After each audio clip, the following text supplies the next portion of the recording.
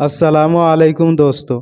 आज हम एक ऐसी शख्सियत के बारे में बात करेंगे जिन्होंने मुग़ल सल्तनत की तकदीर का रुख बदल दिया। वो है औरंगज़ेब आलमगीर, जिन्होंने न सिर्फ हिंदुस्तान में कई इलाकों पर हुक्मरानी की बल्कि अपने सख्त फैसलों से मुग़ल सल्तनत की तारीख पर एक गहरा असर छोड़ा।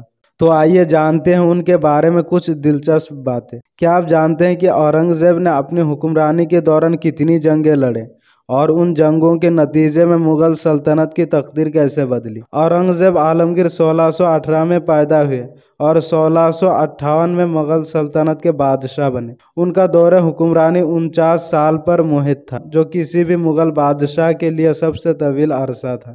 औरंगज़ेब को अपने वालिद शाहजहां से तख्त नशीनी में मुश्किल वक्त का सामना करना पड़ा। उन्होंने अपने भाइयों को शिकस्त देकर तख्त हासिल किया, लेकिन तख्त पर बैठते ही उन्होंने एक मजबूत और सख्त हुकूमती निज़ाम कायम किया। औरंगज़ेब ने अपनी हुक्मरानी में कई जंगें लड़े, ख़ासतौर पर दक्कन के इलाके में। उन जंगों का मकसद सल्तनत की सरहदों को बढ़ाना और मुखालिफ ताकतों को शिकस्त देना था, लेकिन उन जंगों की वजह से मुग़ल सल्तनत के ख़जाने पर संगीन असरात पड़े। क्या आपको लगता है कि औरंगज़ेब की जंगी हिकमत इल्मी ने सल्तनत को मुस्तहकम किया या उसके ज़वाल का आगाज़ किया? औरंगज़ेब एक सख्त मुसलमान हुक्मरान थे और उन्होंने अपने हुकूमती फ़ैसलों में इस्लामी शरीयत को अहमियत दी।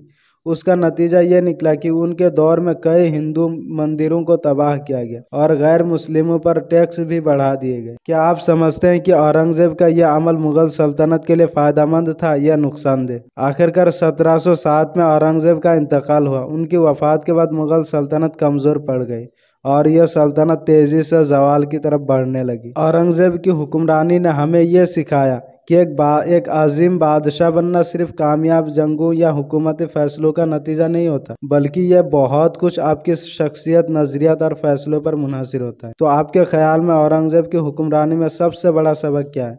क्या उनके फ़ैसलों ने मुग़ल सल्तनत को मुस्तहकम किया या उसे नुकसान पहुंचाया? अगर आपको ये वीडियो पसंद आई हो उसे अपने दोस्तों के साथ शेयर करें और हमारे चैनल को सब्सक्राइब करें ताकि आपको मज़ीद दिलचस्प वीडियोज़ मिल सके।